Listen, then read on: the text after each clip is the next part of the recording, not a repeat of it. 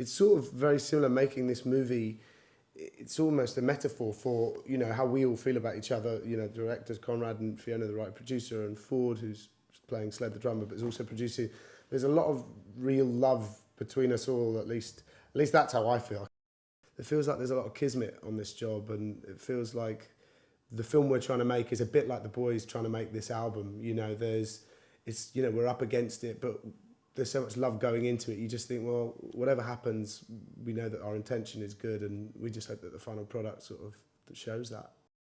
All the scenes with the bands are just so funny, and it's quite difficult to not laugh at my fellow actors' performances because they're just brilliant, and everyone feels so perfectly cast. I don't think I've ever been on anything where I'm like, God, you really are.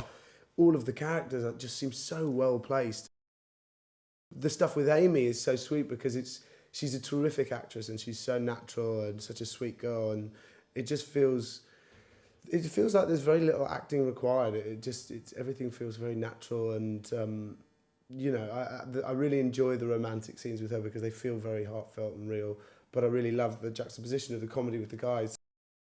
I'm really nervous, obviously, about the singing. I'm not by any stretch a good singer, and I didn't play guitar before this job, so learning the guitar and trying to sing has been really daunting for me. The first time I sung with Jim got me up singing in the pub in Kinvara, I was so nervous.